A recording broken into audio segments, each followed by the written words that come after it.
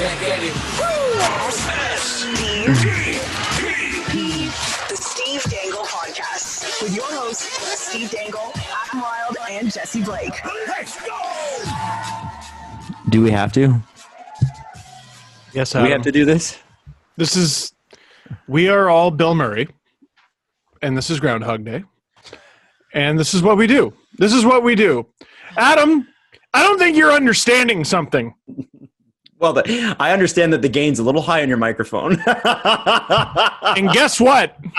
It can get it. Oh, sorry. No, was that too much? Jesse's like, well, got to produce that away.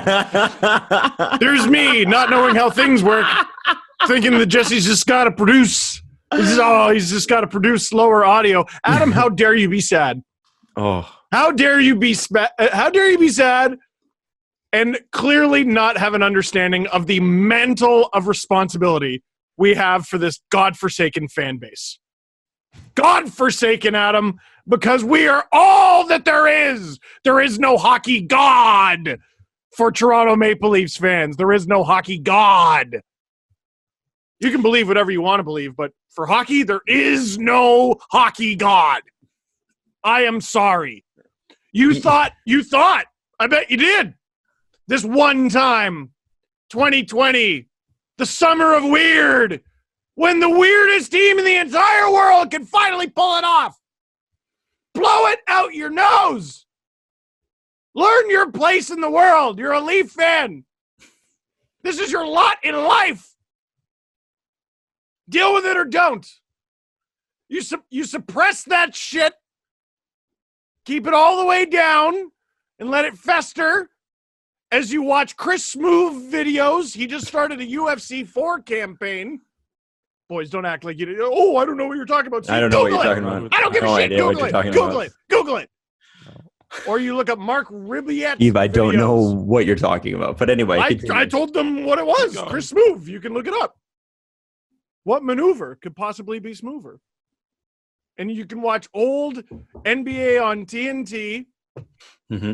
You can watch Draymond Green lose $50,000 that he won't even know is missing. Right. Yeah. Yeah. And have a bowl of Frosted Flakes. I don't know. That part I like. Yeah. I'll take that part. I like all those things I just mentioned. Yeah.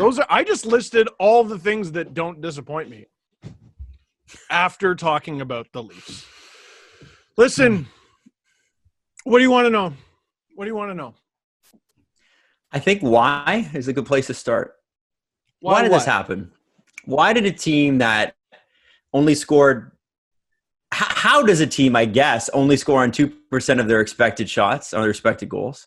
How does a team with this much talent up front still have to front load their top line because they're afraid the other guys can't get it done? Well, Adam, it's like forget the defense. We know that sucks. I mean, yep. How do you not score a fucking goal, man? Like I don't know. Somewhere, Adam, between questions and answers are possibilities. So I see two. Mm-hmm. They're unlucky, Or they suck. They suck. They're not good. And there was a piece that I felt during the third period of that game and during the handshake line. I mean, the bastards, the bastards, like, because you actually had to hold on for the entire game because you're like, based on last game, literally the last game, they might do this. The bastards, the sons of guns that they are for making us believe, for making it a possibility that they might legitimately come back in this game. But the piece that I felt throughout the third period and handshake line was so different than the year before. Because what did we have? Game 6 against Washington, they lose. It wasn't in the nicest fashion, but like 5 overtime games against the President's Trophy winning team. You probably shouldn't have even made the playoffs. Mm-hmm. You're the youngest team in the league. That was sick. That was cool. Mm-hmm. Game 7 to Boston. The next year, 2018. That was annoying.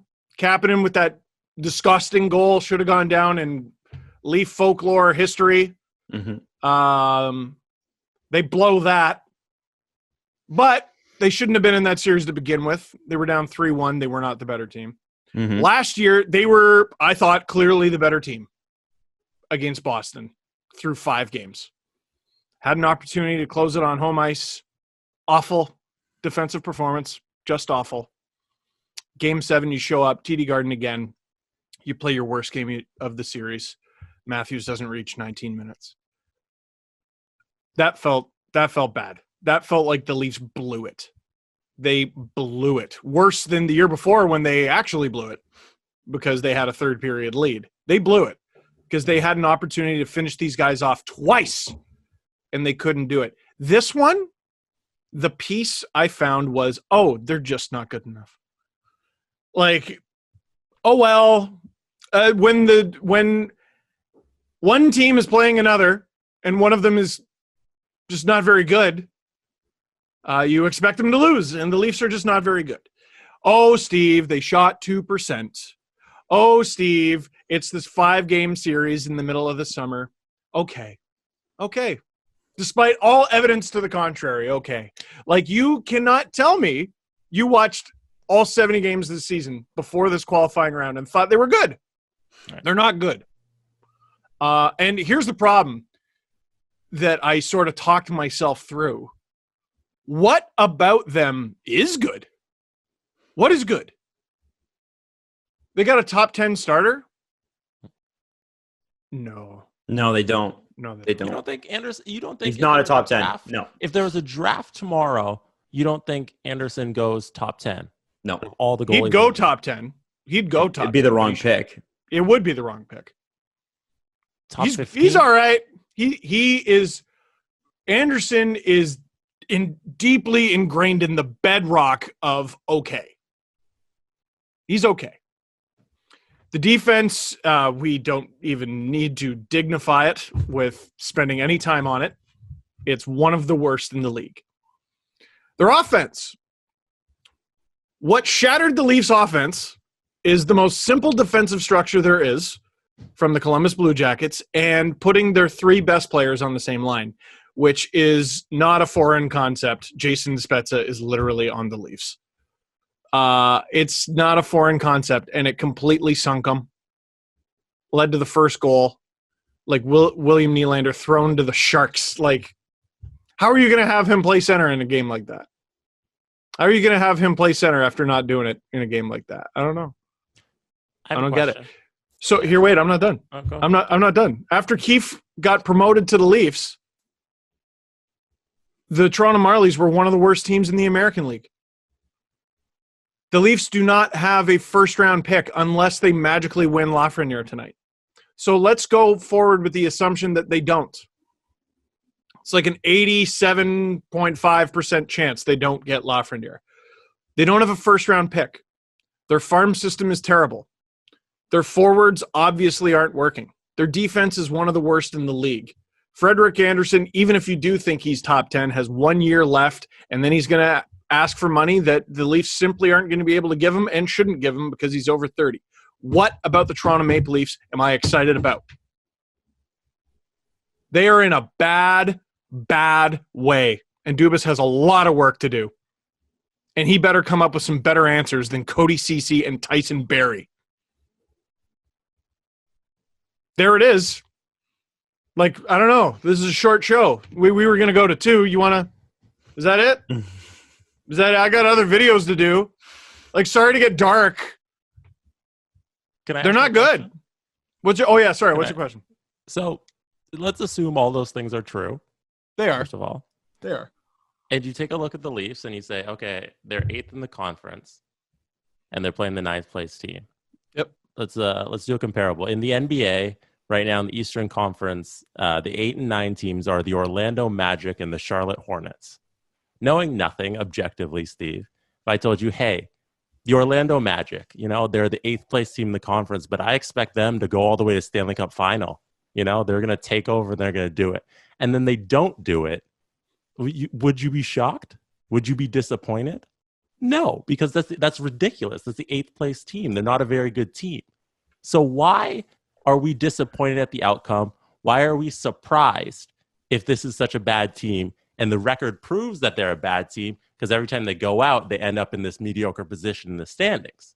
So we shouldn't be disappointed. These should have been our expectation, was that they might lose. This is just a toss-up. Just an 8-9 matchup between two mediocre hockey teams. Jesse, for the past 2 years, we've been told they were the 76ers.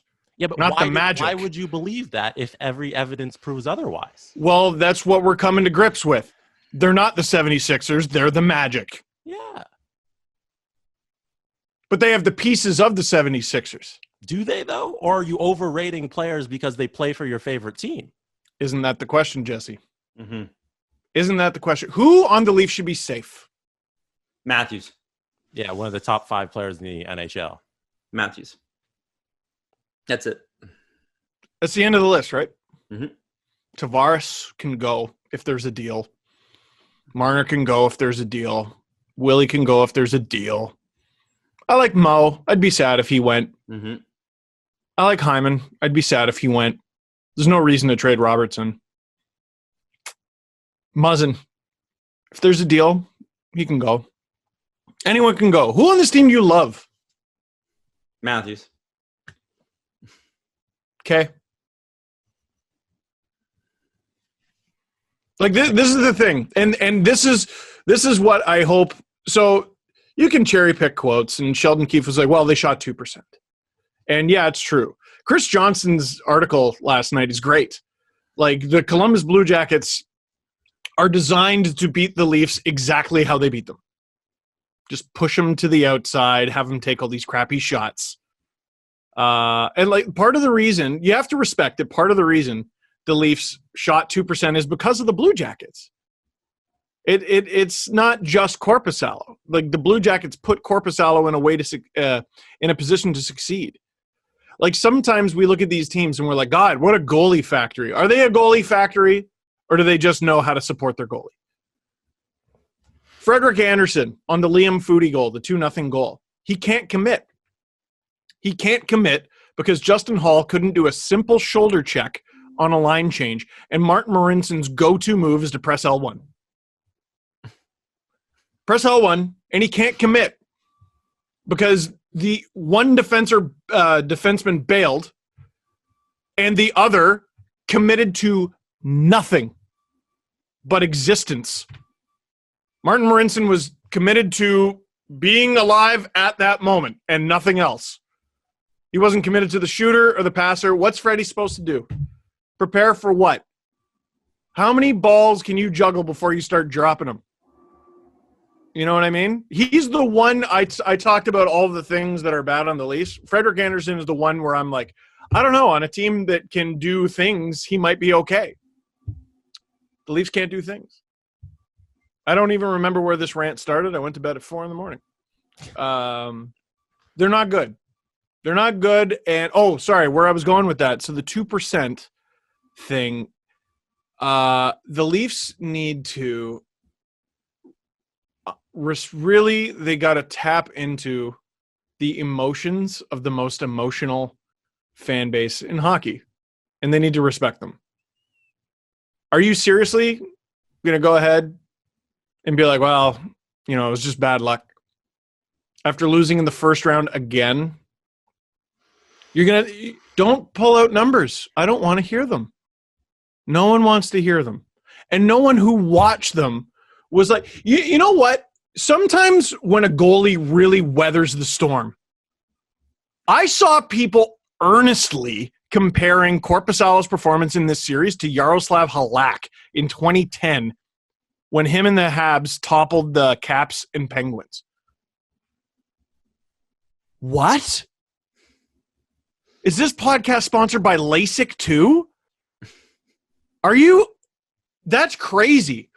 Halak stood on his skull and brain.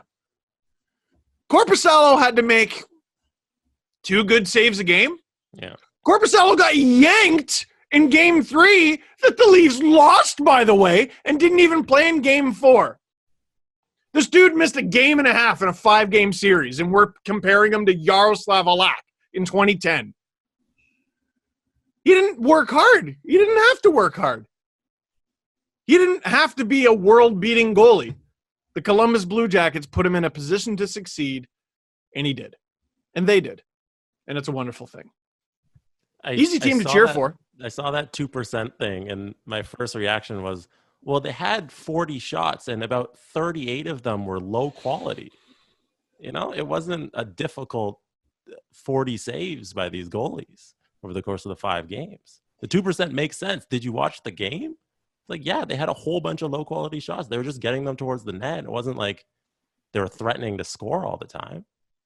They did something that I rarely remember seeing in hockey, where we've talked about this on the podcast before. I was like a very casual basketball viewer, but over the past few years I've started watching more and more and more and more. And the concept of leaving a guy wide open because he sucks at threes is hilarious to me. Cody Ceci got a lot of open looks.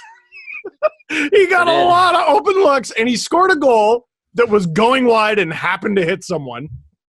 You want to talk about their lack of puck luck? You got a shorthanded goal from Cody Ceci and a 3-0 lead, and you lost it. Don't tell me about puck luck. You lost. You stink. Even if it's just an unlucky series, the 70 games that preceded it were torture. Torture. They were awful. They're not a great team. They were cap-strapped to begin with, and they had some difficult decisions ahead of them to begin with. Now it's a global pandemic, and the cap is not going up. Nobody asked for this, but it's the situation that is in front of you. People have to go. People were probably going to have to go if they won. But they didn't win, did they? They lost. People got to go. Well, I think, excuse the noise. I'm having some work done at my house. I was like, damn, did you mute me? Or yeah, no, I muted me. Mute yourself, sorry? Yeah, no, I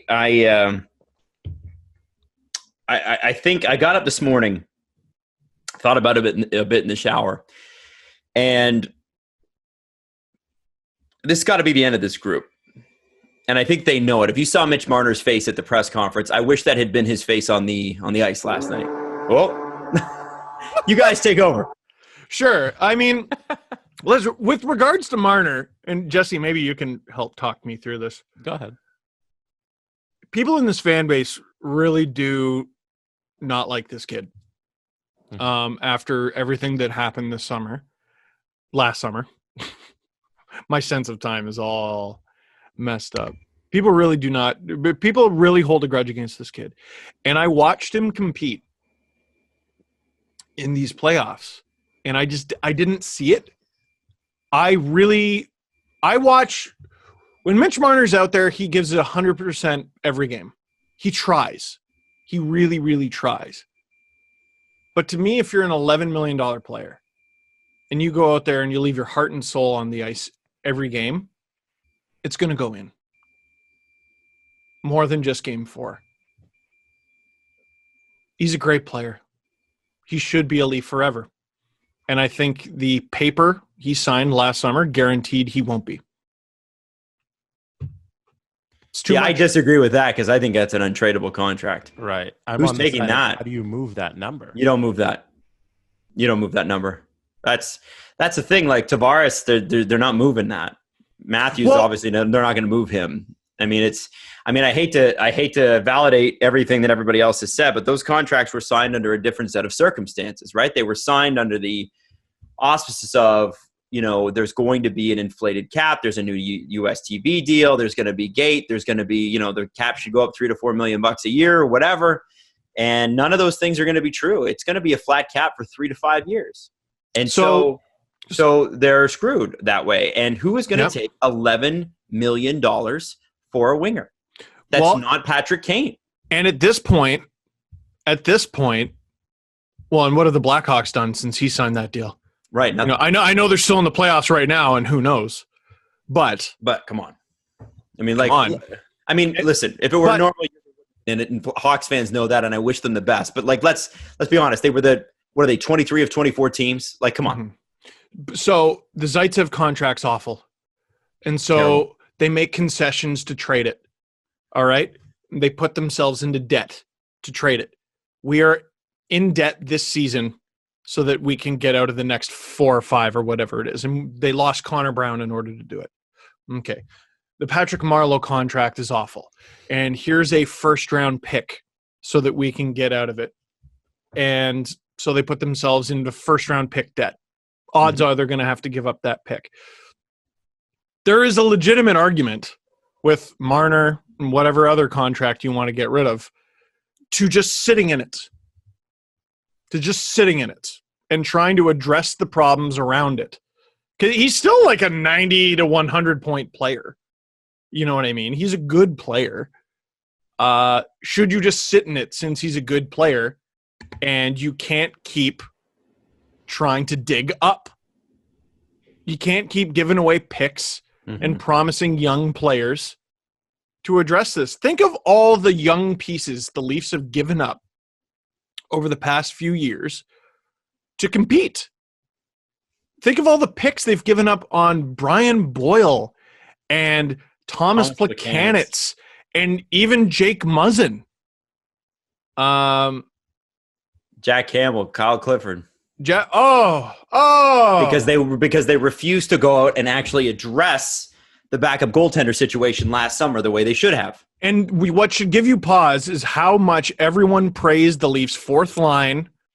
And the Leafs are like, the fourth line, got to reward the fourth line. They re-signed Kyle Clifford. There's another second-round pick. Well, he's not. He's going to be gone. They don't have the money, man. Yeah, they don't have the money. Yeah? Want to bet? I will bet. He's a Dubas guy. He's a Dubas guy. Put money on it. Dubas loves his guys.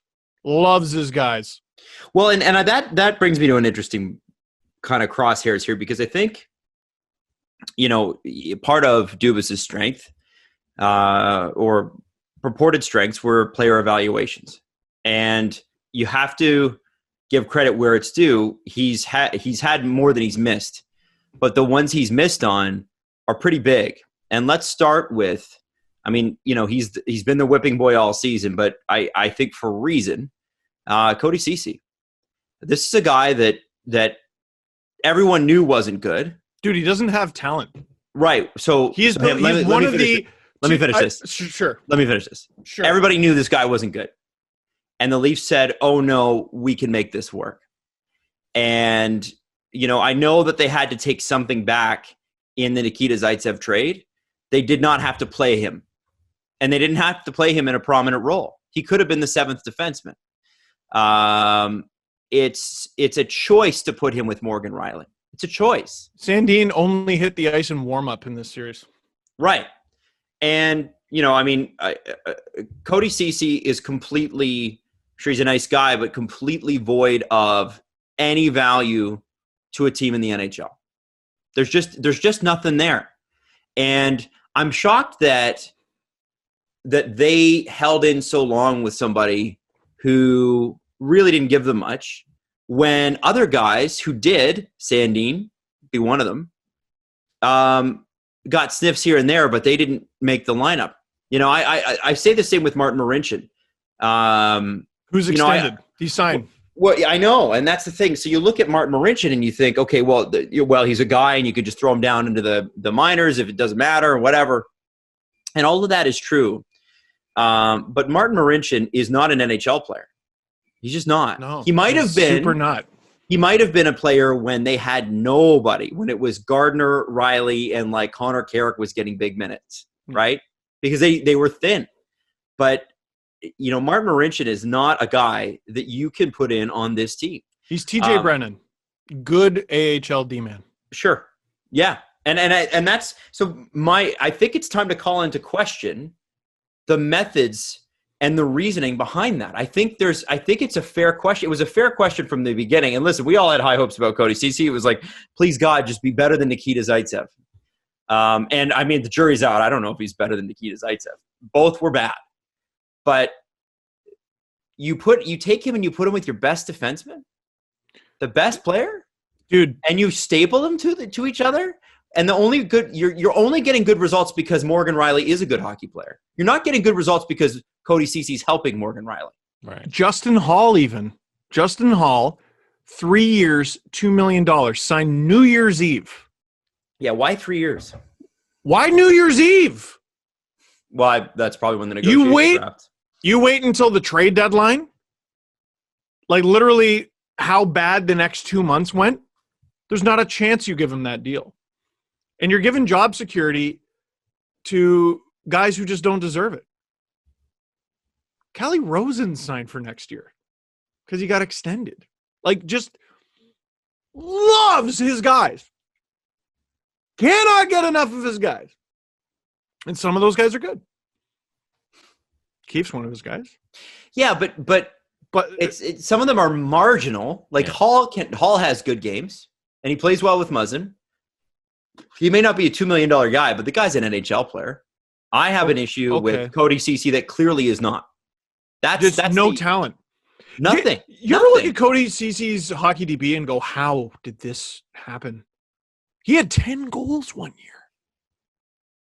Well, was everyone standing 3 feet wide of the net and he just kept banking it in? I don't know, man. That guy got 10. Who was he playing with? And why aren't they running the country? Oh my God. Like, it's how many times 13 years of making videos, or over half my lifetime of knowing me, Adam, have I ever looked at a player? Have I ever talked about a player and just said he doesn't have talent? He can't do things. There are guys in junior who can skate better, handle the puck better, shoot better, do backwards crossovers, for Christ's sake. That guy can't skate. And you know what's shocking is when he got injured, they did worse. They're not a good hockey team.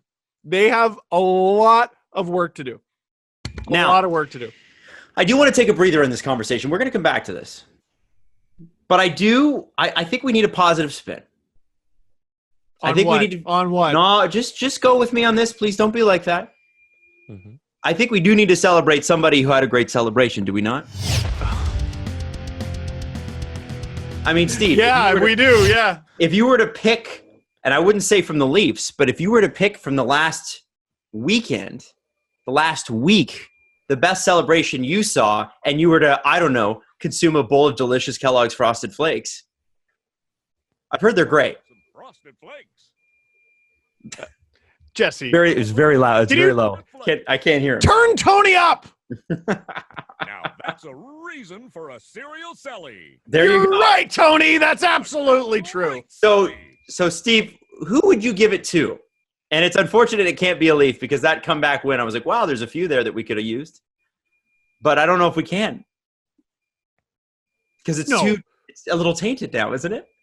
Oh, welcome to the island of tainted memories, which we can talk about, Adam. But since we haven't done a show since one of the most historic comebacks in Leafs history, it would be unfair to – listen, they lost. I'm upset about it.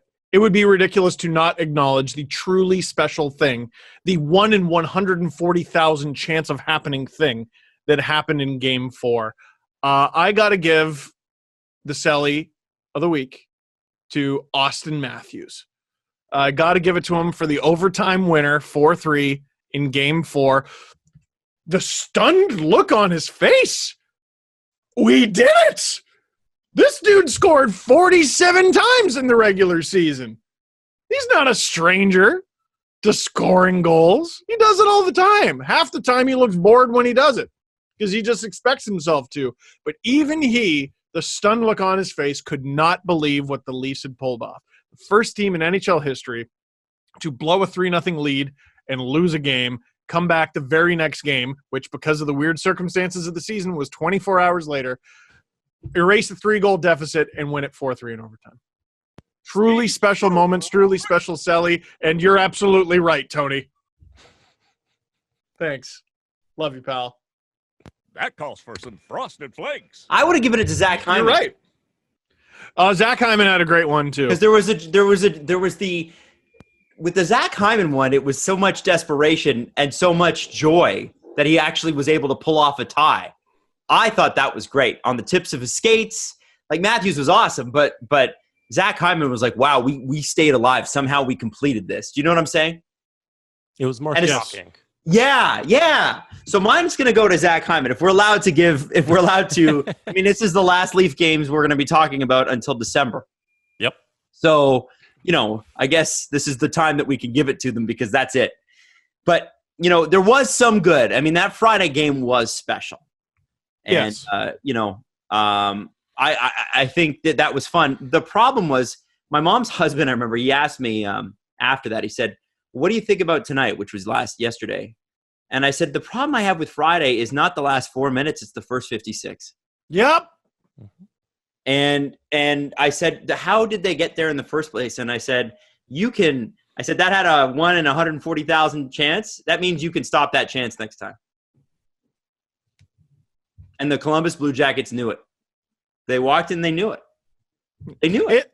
And for Jonas Korpisalo, they just ran into Korpisalo. They almost got shut out by Merzlikins in an elimination game. They were And they didn't even away from it happening. When Merzlikins came in the first time after Korpisalo was pulled, Merzlikins did not face a shot.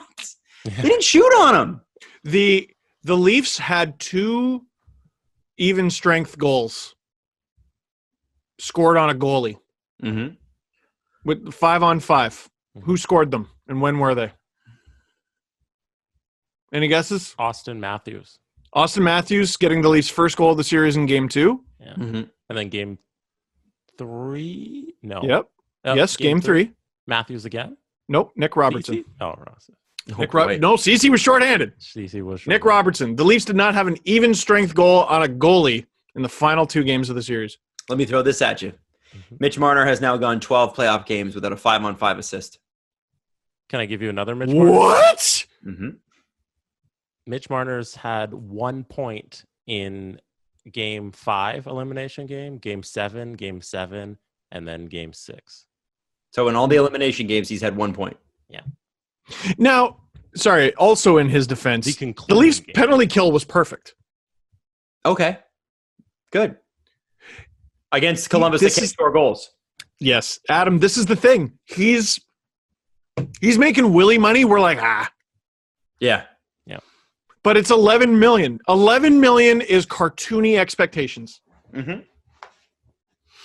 Well, because that's a game breaker salary. And the thing about this is that, I've been seeing a lot of the trade proposals and stuff floating around on the internet today, and they all are, who knows, right? No one knows.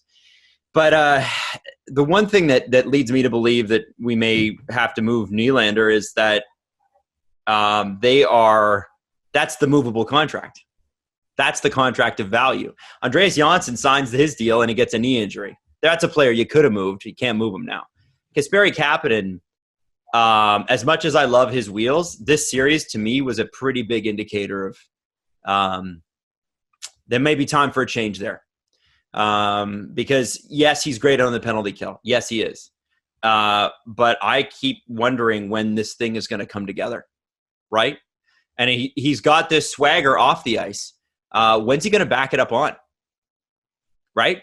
Like he's cool. Fighting Jared McCann.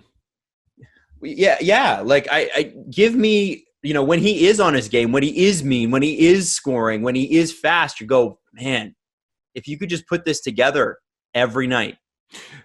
Or even 70% of the nights. I'm going to be cruel. I'm going to be brutally honest and cruel. You need something that makes you likable as a team. Mm-hmm. The 2013 team. You know what? That team sucked. That team really did genuinely suck. You know what? Kind of likable though. I love those guys. They were fun to watch. Yeah. The fighting and the hitting, it was all dumb. But damn it, they had an identity and they were likable. Kessel, Kadri, JVR. That's a good time. I liked time. I love that Kadri Lupul line. That was great. Oh, Lupul. Oh, That was a great line. Kadri Reimer, Scrivezna. Yeah. Oh, it's so they were plucky. That's the word. It's plucky. plucky. The Leafs' 2016. identity is scoring goals. Mm-hmm. Okay? And when they don't, you don't like them. The Philadelphia Flyers, they know how to score goals. But when they're not scoring goals, you can still like them. The Bruins, they know how to score goals. When they're not scoring goals, you can still like them. The Leafs don't score any goals. What have you done for me lately? Is it a likable group even? The perception is overpaid young guys who don't show up. That's their aura. The city of Toronto doesn't identify with them. Yeah, like the fan base doesn't identify with them. They don't rock with these guys. They don't. That's the brutally honest bit of it. That's the brutally honest bit of it. And I'm sorry, and I know that's cruel. I hope I didn't hurt any feelings, but is what it is. What do you want?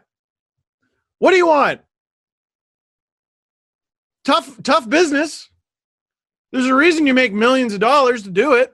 Right. Well, Mitch was one that people did, but that's cooled a lot. I mean, I said it last summer. Mitch is such a likable guy. He's such a likable guy. I was wrong about where these negotiations went last summer. But one thing I absolutely was not wrong about is the damage that Darren Ferris's negotiation tactics did to Mitch Marner's reputation. And the part that bothers Leaf fans gonna get him traded. is the victim thing that's perceived. And, Chris Johnston came on this show and said, listen, he felt really upset by the way the fans treated him. Really? Well, and he got sick of it before camp, and guess what? He had a contract in 2 days. Well, could have ended at any time. If it was at $11 million when it ended, what was it before? Right. What the fuck was it before? Yeah. 11 should have been the starting point where they negotiated down to 8 or 9, right? And I mean, at the time, I was so happy that he signed. I was like, fucking whatever. They overpaid him a little bit, but let's just go with it. And he still had 67 points in 59 games and injuries and everything else. But the reality is that kind of money goes to goal scorers and game breakers. And there's just so many things. He has not proven that. He is not. No. And you have to prove that first. And what these guys did, all of them, Nylander, Matthews, Marner, all used the fact that they were Toronto Maple Leafs against the Toronto Maple Leafs in the negotiations. They said to the team, what are you going to do without us? And the reality was the team should have said, you can sit. So many things have happened within this organization over the last year and a half that are not just disappointing and not just concerning. They make me want to scream, what's wrong with you? Austin Matthews signs his contract extension. Marner's agent immediately comes out and lambasts the contract. What's wrong with you? Austin Matthews has what happened in Arizona last spring, the charges, and he doesn't tell the team about it, and they find out about it right before they name a captain. What's wrong with you? Which, by the way, from all reports, he was going to be. Yeah. What is wrong with you? And beyond that, kind of a shitty thing to do to Morgan Riley now that I think of it. That guy has been the leader to me. He should have been captain. And nothing against John Tavares. I'm a big Tavares guy. I don't want him to get traded. I really like him. But Morgan Riley's been here forever. And he's the one out there with quotes after the game every time. Yep. Morgan Riley should have been the captain of this team. I was wrong about that. I thought it should be Austin. A lot of people did. Austin's clearly not ready. Probably the most likable guy on the team. Yes. Wow. Yeah. And probably one of the most stable. Like him and John Tavares are rock solid people. Rock solid. And I'm not calling characters into question here with the other players. I don't get me wrong there. I think it's just that you got a maturity problem here. But I'm not even done. Oh, sorry. Continue. Scratching Jason Spezza for the home opener. Well, that was bad, Yeah, man. that's What's wrong with you? Yeah. Like I have the same feedback for Dubas that I had months ago. Months and months and months ago. People are taking advantage of you and laughing at you. Stop being the nice guy here. You're giving everyone money. The Babcock thing is what I'm going towards, and the time to fire him was very obviously after Game 7. I just don't believe that was Dubas's decision. And by the way, since it's impossible, since we're not allowed to make decisions based on this 5-game series, the reason Mike Babcock got to keep his job, supposedly, and you'll remember this quote from when Chris Johnson was on our podcast last April, was that the Leafs played a tight Game 5 against Boston. What? Shocking. Do the thing. What we keep hearing, there's two basketball analogies that keep getting made, and I don't see them. The Michael Jordan Bulls had trouble getting over the hump. Mm-hmm. No. Okay. And the other one is, they get to learn from Masai Ujiri. What? That guy traded DeMar DeRozan. He reached into the fan base's heart, reached into the fan base's chest and tore the heart out. And he replaced it with a ring! Oh, that Kadri is the DeMar trade.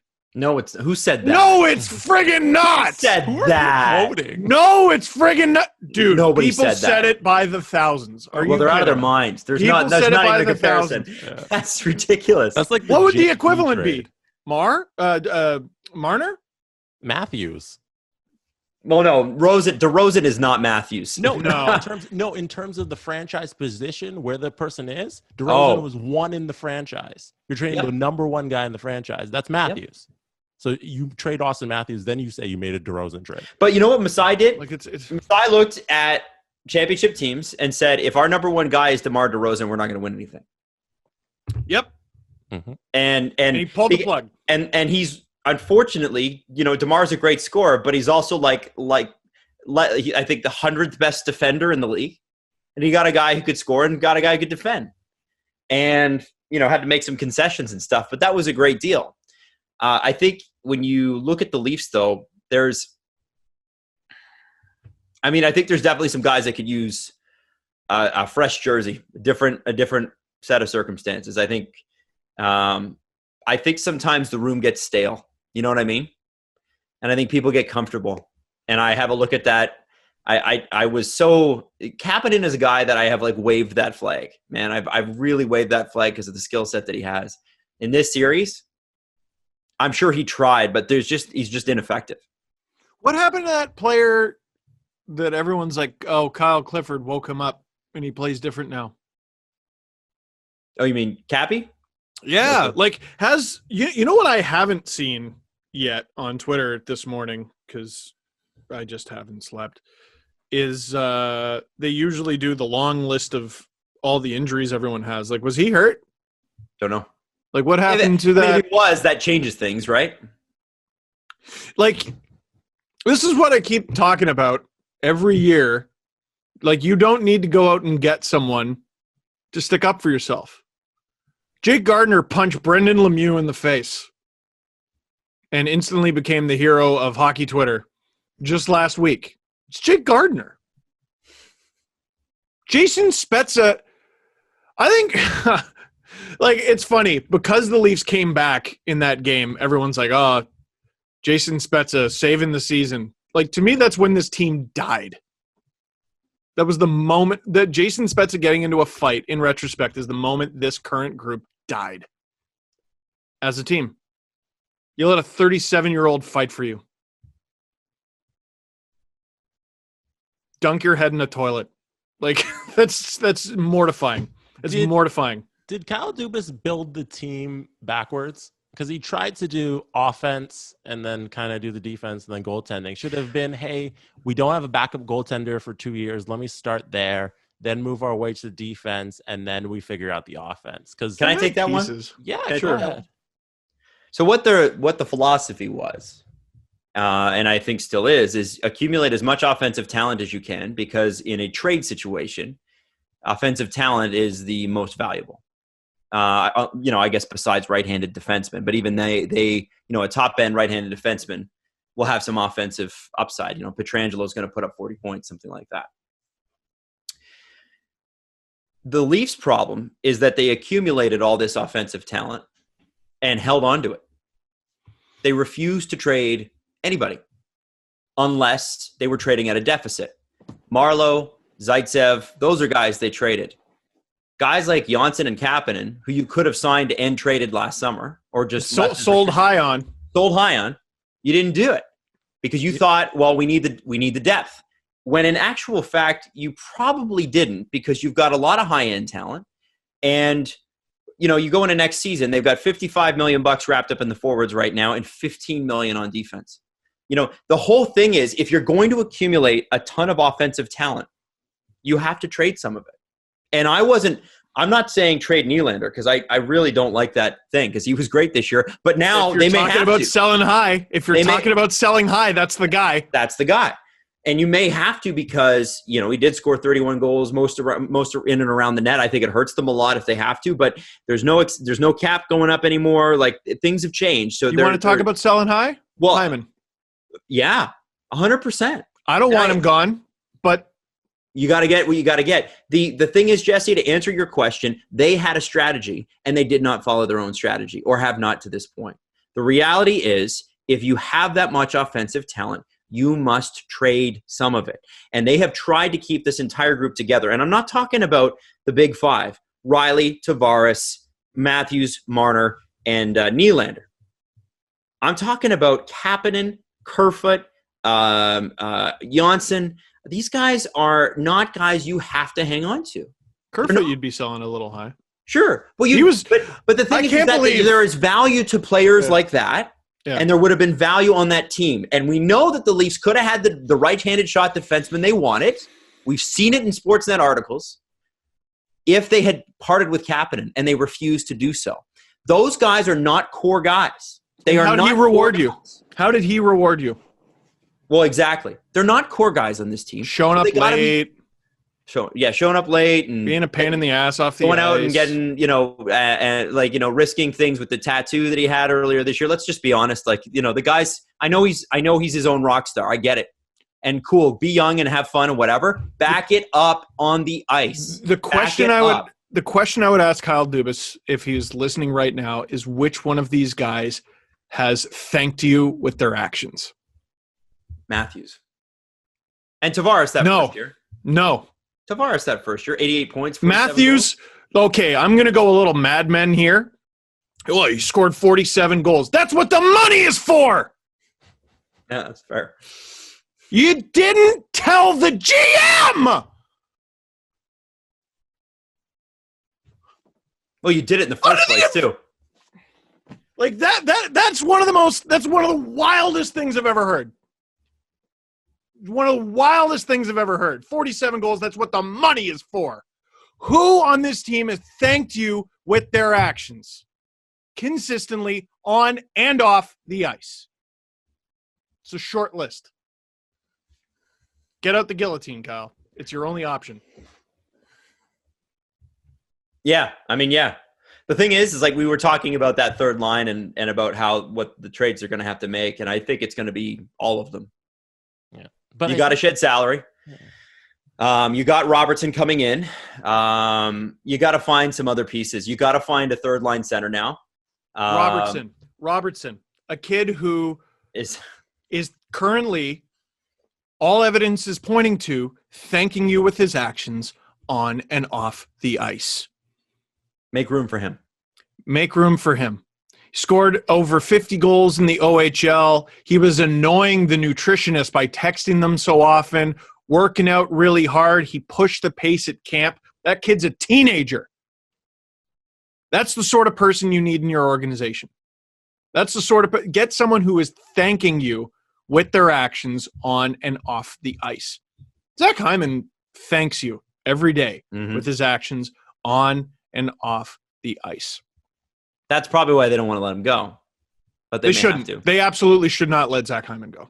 Did this series not prove, though, that when it comes down to winning these games, it's not going to come down to who's the wingers on the third and fourth lines? It's going to come down to your top two lines and your defensive core. Yep. Yes, Jesse. There'd just be so much less focus on, okay, who's our third line left winger? Like, that's not what's important here right now. It's not about the top line, because they're going to be playing in the 10 minutes when we're down a goal in an elimination game, and who's on defense, because we need somebody to stop the puck.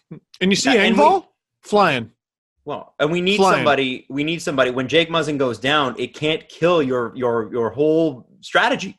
Yeah, the entire Like there roster. has to be. You can't tell me that your honest to God best plan was if we have one injury, Martin Marincin draws in.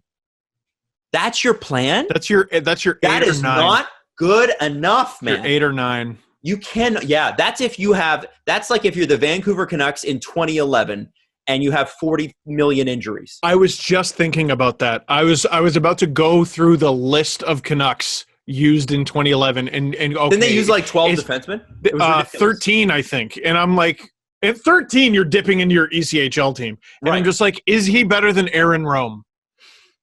Like, Right. this is the brutal honesty, right? So we said at the beginning. Beginning of the season. Go ahead. We said at the beginning of the season, this team lost its baby fat, right? Mm-hmm. It's not cute anymore because all the money and everything that's been through. There's just too much baggage, and the only way to overcome that is to win. They didn't, so now you're not cute and you lost. I also want to say that I think Sheldon Keefe made a huge mistake. He stared down John Tortorella in this series, and he blinked. Yep. John Tortorella put out the same Columbus Blue Jackets all 5 games. Sheldon Keefe changed the Leafs throughout the series. Yeah. Changed the Leafs. He like the whole point of their offensive attack was to come in waves. And in the last game, you stack one line and then start Willie at center. They kicked ass. That line kicked ass, but the plan behind them. They didn't score, and the plan behind them was garbage. And I mean, it wasn't good enough. And I remember, and this goes to your point that you bring up almost every episode, Adam, because you're right. That put Kapanen in the top 6. And he can't. It's kind of an evaluation game. Part of me wonders if they're like, listen,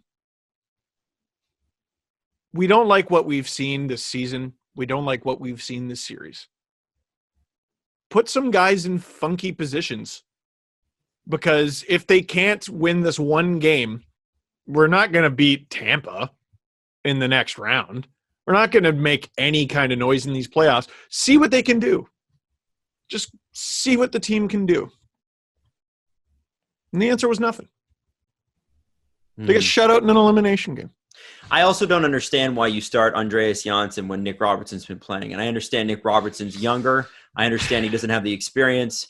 But I don't understand why Andreas Janssen has not seen game action for 6 months. They gave him an opportunity to play his last game as a Leaf. Oh. No, I'm serious.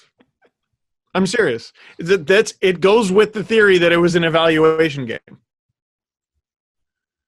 I mean, they couldn't have been. They're not stupid. They couldn't have been happy with this season. Like let's just be honest. Like as a fan, this season was awful. And it's the second bad year in a row of this is not a good team. Something stinks. Yep. And it's getting worse. Yep. And you could feel it. You know why? When you watch really great teams, you feel light. You feel there's a feeling that you get. Like when I watch the Carolina Hurricanes play, I feel light. I feel Blues, like when I watch the Avs, when I watch the Leafs play, I feel like I'm carrying, to quote Steve, a backpack full of weights. I feel heavy. I feel like I've just gone through an intense therapy session. You know what I mean? And it's one of those things that there is, first off, there's no joy on the ice anymore. And I think secondly, there's just not a very good there's nothing. How we're talking. There's but no you know what joy. I mean, though? Well, nobody's enjoying it. And I just feel the need to say it over and over again. It's not the 5-game series. No, it's the 70 games before that. Stop. That were not good. Stop. This wasn't a playoff team until a run in December. They still might have missed. Yeah. They still might have missed. Who knows? They still might have missed. They did miss. Guys, They did miss the playoffs. Yeah, this isn't a playoff team. They made the NHL playoffs. Did you notice the wording throughout? Yeah, NHL. Oh, it's a playoff record. It's an NHL playoff record. You know what they don't get an opportunity to play in? The Stanley Cup playoffs. Yeah. They played in the playoff qualifiers, which I guess is playoff hockey. If you go on HockeyDB, it's under their playoff stats. It's not the Stanley Cup playoffs. So if you're a fan in Edmonton, how much of this can you identify with this? Edmonton I look at, and they had, I know Darnell Nurse had his quote where he's like, you can't look at this as a building season. We want to be playing for the Stanley Cup, and we're not playing for the Stanley Cup. The Oilers legitimately built this season, and I think they took a step forward. Yeah, they took a step forward. They might have found out a couple things about their goaltending, but really nothing got exposed about them by Chicago that we didn't know already. Mm-hmm. You know what I mean? I don't think they need to go out and make rash decisions. And you look at them and you go, they could have used this or they could have used that on the back end. They tried to address that with Mike Green. He didn't come to play, which was his absolute right, his prerogative, his absolute right to do. They went out and they got Athanasiou. They went out and they got Tyler Ennis, and now they're not even in the Stanley Cup playoffs. I don't think they should do anything rash. I don't think the Penguins should do anything rash beyond they have to make a decision with Matt Murray, and they should talk to Elon Musk about sending Jack Johnson into space. But beyond that, I don't really see there being a whole lot to do for either of those teams. Plus, you're going to look really good with Lafreniere next year. So, the Oilers proved this season they're a good team. They were the 5 seed. They were going to make the playoffs. The Penguins reiterated that they're a good team. They were the 5 seed. They were going to make the playoffs. The Leafs? They played hot potato with a playoff spot with the Panthers for a month. And the Panthers are bad. They are terrible. And they just lost their GM because they're not very good. The best acquisition they've ever made is the lack of Dale Talon. Boy. Dude, he's a terrible GM. That's going to be a Gordian knot to undo in Florida. You could talk about, he built the Blackhawks. Man, that was a decade ago. Yeah, that was over a decade ago. They won the Cup a decade ago. He built them over a decade ago. John Tortorella is not a good coach in the NHL because of what he did with the Tampa Bay Lightning 16 years ago. No. He's a good coach because of what he's doing with the Blue Jackets now. Mm-hmm. And he looks like a better coach this year, I think, even than he did last year against Tampa. Yeah. And the reason for that is they had mega talent on that Columbus team last year, and they don't this year. You know, with no disrespect to any of those players, you can't compare any of them to Panarin. Or what Bobrovsky used to be when he was winning Vezinas. And I think that's the point, is that I think Torts, he's certainly gained a lot of points in my book. I thought I'm like, this guy is overblown and he's this and he's that. But man, he is able to take a team that doesn't have a lot of talent compared to other teams and make a team out of them. And they commit to that style and they stick to it. They do Puts this. His players in a position to succeed. Yes. Yeah. Yeah. So Seth Jones, holy shit. Unbelievable. Yeah. Great what a player. Yeah. Oh my God, what a player. What a great trade that was. That's a robbery. Werenski's better than I thought too. Yep. And he was hurt. Savard. That's the thing too. If anybody asks, like if that list of injured players comes out and anybody makes excuses for them, everybody in the playoffs is injured and everybody came in healthy. Yep. So I'm sorry, but I don't have any sympathy. It's not that I don't have sympathy. Like, I hope you feel better and I hope that your, whatever's hurt gets better. But everybody is hurt. It's what you do when you're hurt. It's what you do when you're down. Like it's the Patrice Bergeron, playing with a punctured lung. Like, it's not that I recommend it. Yeah, that crossed the line into genuinely stupid. Yeah, that was. but for the most part, you're talking about guys playing with like fractures and sprains and minor tears and bruises and lacerations and something that might kill you. Maybe you shouldn't play through. But beyond that, like, okay, you taped your wrist. That's different. Mm-hmm. They're not good enough. They're not good enough. They haven't been good enough. So the question is, and this is for everybody, okay? Everybody in the comments, Jesse, Steve, myself, what is the path forward? What do you do? Tony the Tiger. What about him? He's also got to answer the question. Well, okay, Tony's. Like, to be great, what do they have to do? Like, what's what is the, like, if you were to put together, it's Saturday morning and you've got a list, Steve, from Mrs. Dangle on the things that you need to get done today because she's doing some other things with Leo and you got to get some stuff done. If this is Kyle Dubas's Saturday morning list, what's the list? What's the priority? What do you do about the team that you have? Priority absolute number one, beyond all the cap problems, is you need a list of 6 NHL defensemen. How many, like, we talk about the right side and this and that. How many how many guys do the Leafs have on defense that would have been in the Blues top 6 to win the Stanley Cup? Maybe 2, maybe 3. They have 2.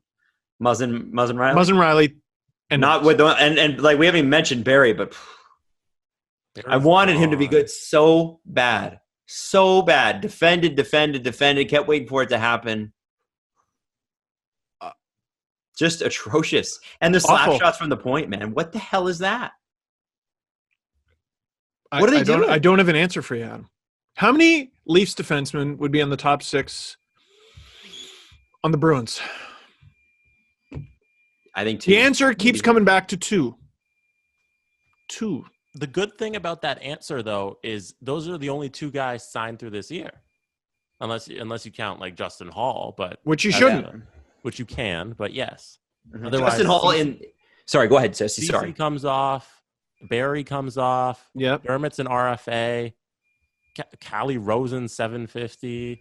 Marincin 750. Like, those are minor league contracts. So the good thing moving forward, the only 2 guys you got signed are the 2 guys you want to hang on to. And like questions like, how much better is Travis Dermott than Callie Rosen currently? And how much better is he going to get than him? And then you also throw Teuvo Kivihalme, into the conversation, and Mikko Lehtinen. Mm-hmm. Like, the Leafs, I think they have a lot of moves to make. I was going to say this fall, because it's weird. They're going to have to make some moves.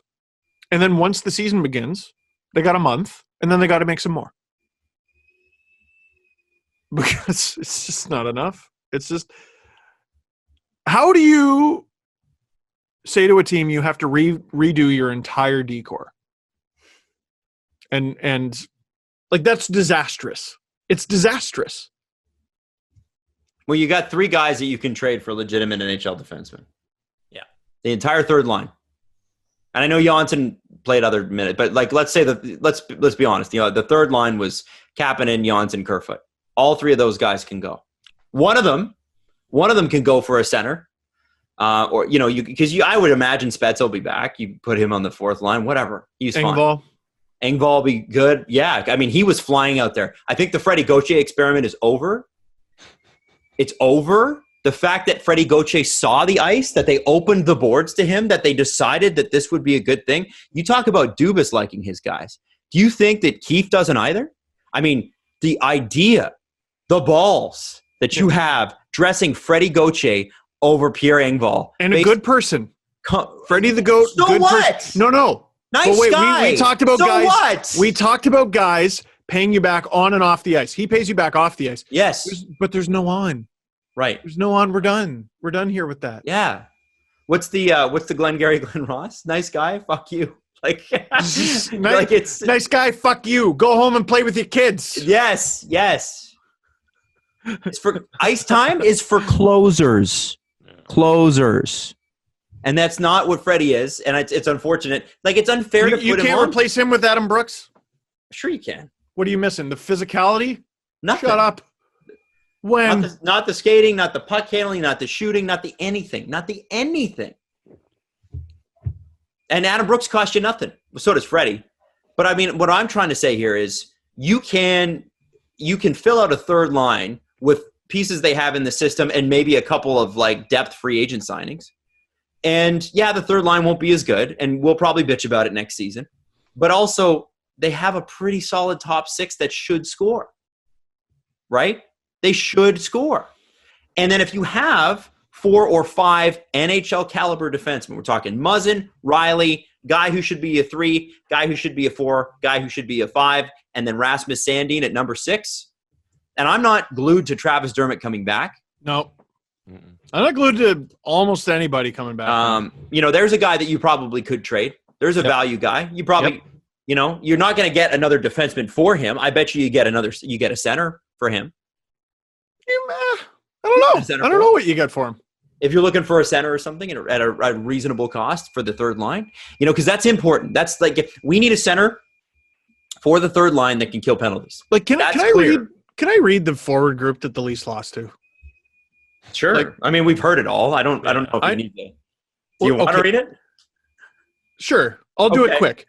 Cam Atkinson. Yeah. Good player. Who was their highest paid forward. Good player. Gustav Nyquist, who was their big free agent get.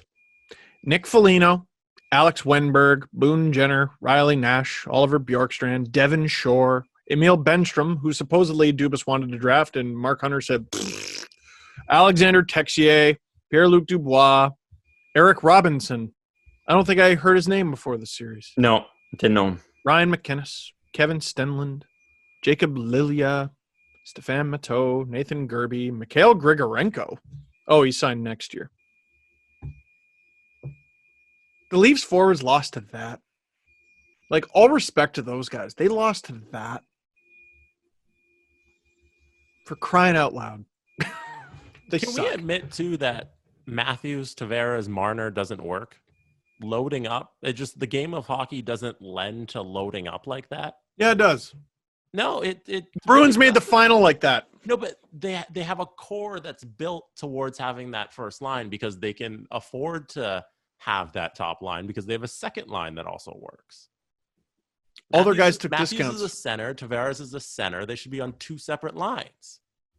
All their guys took discounts. Bergeron's on a great deal. Marchand's on a great deal. And Pasternak gives all his money away or something. Yeah, and Matthews is paid a lot, and Tavares is paid a lot, and Mitch Marner is paid a lot. So the teams, it doesn't work out, Keefe loaded up this line, and it didn't score. And then the rest of the team couldn't pick up the slack because there's no depth at those positions because the team wasn't built to have one line just going because it doesn't work because it didn't score. So I think we should probably get rid of that experiment going forward. Unless you're going to build a team where you have a second line center who's not your left winger who hasn't played that position in years. I don't think that was a long-term solution. I think he just wanted to get some damn goals and he couldn't get them. It didn't work. No, it was an evaluation game. Can Willie play center?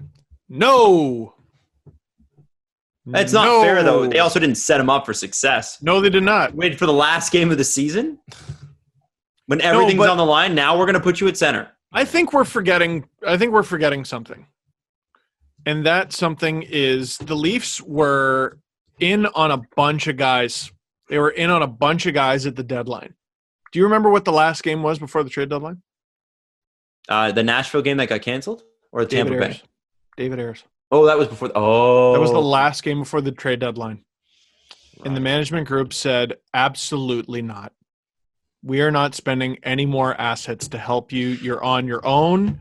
We're going to see what we have. I think the Leafs were. So they're aware. They're aware. I think they were fully prepared this spring to be like, show us, A, you can make the playoffs, and B, you can do anything in them. And they got their answer. Now it's their time to make a decision. Again, for the 1,000th time, it's not about the 5-game series. Management threw the gauntlet down. They threw the gauntlet down that day when their big trade deadline acquisition was Callie Rosen. They threw the gauntlet down that day. Put up or shut up. They didn't put up. So it's time to blow it up. Sure is. Sure is. Seismic changes, to quote Chris Johnson. So, going into Wednesday's games, we're going to have the podcast. We're going to kind of preview the first round, the real first round. We're going to talk a lot more about that sort of thing at that time. I think this podcast had to be about the Leafs just because, even Steve, we talked about Edmonton and stuff, and I know their fans are disappointed, but you can make pretty good improvements there pretty quickly, right? And, McDavid made a good point too, I think, in the press conference, which was you can't just bring your intensity up against Calgary. It's got to be against everybody. That dude had 9 points in 4 games. I thought he had 12. Wasn't it 12? Oh, I don't know. I believe you.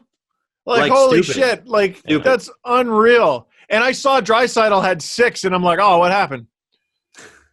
Just the standard for those two is unbelievable. Unbelievable what those two have to do. And I think the difference was for almost all season they had support, and they just couldn't find it in those 4 games. To me, that's a place where you don't make rash decisions. The Leafs, it's not a place where you make rash decisions either. The decisions were made months ago. They were just confirmed last night. Yeah, this is that's a good point. Last year, right? Sorry? This is Frederik Andersen's last year as a Leaf. With the Leafs? I hope so. Yeah, it will be. I mean, remember last summer we had an event, or was it 2 summers ago? We had an event with a local brewery, and somebody asked, what do you give Freddie Andersen when his deal's up? And I said to the crowd, you don't re-sign him. How much, Jesse? $0. $0. You let him walk out the door. You say, hey, Pasternak plays for free. Why don't you? And he'll go, oh, you're right.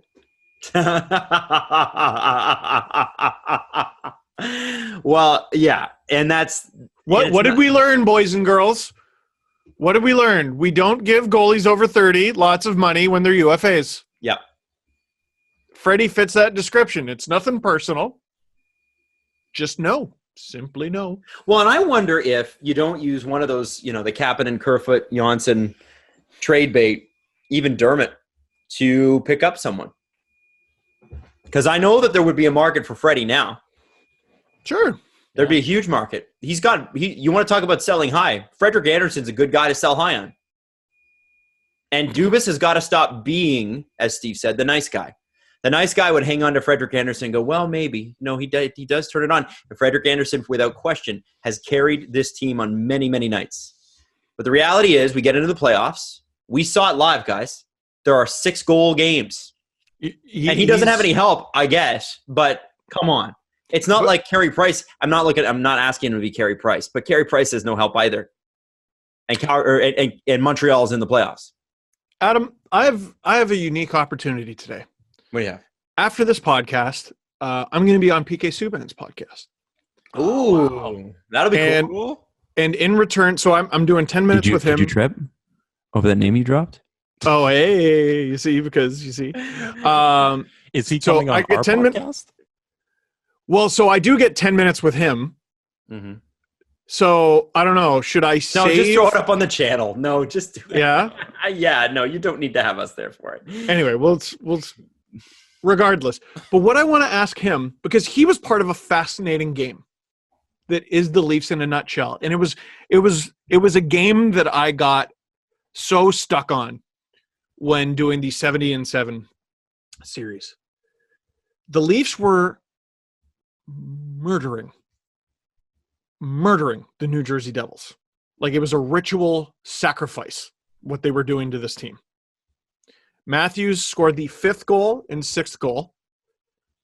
Then I think the Devils scored 3 to make it 6-4. Matthews gets the last one to make it 7-4. So he gets a hat trick, his first hat trick since his debut game. Leafs get a 3-goal win in which they score 7 goals. And fans are leaving the building going, ooh, because it's the Devils. And I want to know from his perspective, and as an NHL defenseman, I'm sure he's been in games where his team is choked too. What is it about this team? I would love to hear his answer. They can just not weather the storm. They can never, ever weather the storm. And when they do, it's by the seat of their pants. Dude, that's going to be a great piece of clip. I would love to know what he says. When they do, it's by the seat of their pants. Like we often talk about, there was a game in Tampa where Muzzin got hurt, and Travis Dermott played like 9 minutes of the third period. It was insane. And it was, out of necessity. The Leafs did win that game. That was the game where Willie scored the between the legs goal. But Tampa scores another one. It's 4-3. And, hey, they held on to win. Go and watch the final few minutes of that game. They won it by the grace of God. You know what I mean? And it just feels like that's the only way in which they win. The way the Leafs lose games where they're down, seriously, unless it was Matthews or Tavares scoring in the final minute, their games were over. And you look at, what was it? Game one? It was one of the games against the Blue Jackets. They didn't have a shot for the final nearly 7 minutes. And the David Ayres game, I want to say they have 3 third-period shots or something like that. Like, there's no storm to weather for their opponent. I'm going to pick that guy's brain. I just want to know all about it. I want to know all about it. And I wonder how open he'll be about it on account of he still has to play them. He's still in the NHL. You know what? If I were him, I wouldn't be afraid because how many of them are going to be Leafs next year? That unit, guys. Maybe it'll be him. The team is done. This team is over. This team no longer exists, and that unit that you've seen is over. It's over. It should, and if it's not over, then the GM's time here is over. That's over. Genuinely heartbreaking. It's over. Genuinely heartbreaking. It's over. Doesn't mean they can't be successful with some of the players that they have. I'm going to be sad about that. I'm going to be sad about that sentence for the rest of the day. I want you to know that. I'm going to be sad about that for the rest of the day. We've seen it. It's over. That's so heartbreaking, man. Is it better or worse than the Phil Kessel wasted era? It's better. This is better. This is still better. This is still, no matter what, this is better. Well, okay, yeah. We're not talking about friggin' putting Matthews with Dave Steckel and Joey Crabb. Yeah. But that's what makes it worse. It should have gone better than this. Mm-hmm. That's the thing. But it is over. And the question is, who will be back for the new chapter? Because next year, honestly, it's going to be like total facelift. It has to be. Yeah. This is the problem with such a young team, is you keep going, well, they're a young team. Mm-hmm. And what about next year? And what about next year? And what about next year? And then all those guys you're talking about are bald and have gray hair. And you have no round wins even. Do you realize? Okay, everyone look at me. Look at the bags, the weathered skin, got gray hairs around the temple now. The last Leafs series win was half my life ago.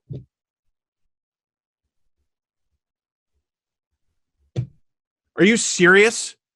Last Leaf win was 2004. We're like 2 years away from the next crop of draft picks never living in a world where the Leafs have been to the second round. Alexis Lafreniere was like 2 when Roenick scored that goal on the Leafs in 2004. Beyond this current group, I'm just so tired as a fan of getting swirled by the rest of the league. Don't think the losing thing is exclusive to your team. Like the Red Sox went 86 years without a World Series title. Mm-hmm. The Jays went 92 to 2015 without making the playoffs. Because the Red Sox got close for crying out loud, though. They did, in between. Be a Cleveland Browns fan. Losing isn't exclusive to the Leafs. It happens across pro sports. Just we're microanalyzing this team because we care about them a lot. Yeah. Sure. Although the Leafs do, as I always say, when they lose in a spectacular news-making way. So anyway, with that, I think we will wrap the show. I don't think we need to do a press conference. I want you to send in your questions for next show when we do our first round preview. And we'll actually see, Montreal and Chicago even being in it is a miracle. They'll be fun to watch. Steve and Jesse and I are going to pick new teams that we are cheering for. Yeah. We're going to pick new teams for the playoffs, and we are going to root for those teams. We're going to watch those. We're going to live tweet about those teams. Okay? Yeah. And you can pick yours too. And we will see you Wednesday for what I hope will be at least a much happier show and definitely emotionally detached because, man, this is hard. But this just so you know, this era of the Toronto Maple Leafs is over. It's over. What's over? You tell me, what is it, Steve? This era. It's over. This is it. Yeah. And to all your friends who say, yeah, Leafs suck, they're not wrong. The Leafs do suck right now. The Leafs suck, plain and simple. The Leafs suck, and it's time for that to change. And I think we can leave it at that. In 4.5 hours, when the NHL holds their draft lottery, if the Toronto Maple Leafs get Lafreniere, is this entire podcast wiped out? No. No. They still have an enormous amount of work to do. Every single thing we said was true. Yeah. But I got news for you. You guys better hop back on the goddamn microphone. Yeah. Because we're going to have some shit to say. I got a busy day. I got this show, Subban show. I'm going to be on Tim and Sid just promoting stuff. I'm going to do a first round predictions video. And if the Leafs get Lafreniere, we're getting back to work, boys. Okay. All right. Until then, we love you. We'll see you Wednesday. Thanks for listening, everybody. What a bloody mess this is. The Steve Dangle Podcast. Follow the guys on Twitter at Steve_Dangle, at Adam WYLDE, and at Jesse Blake.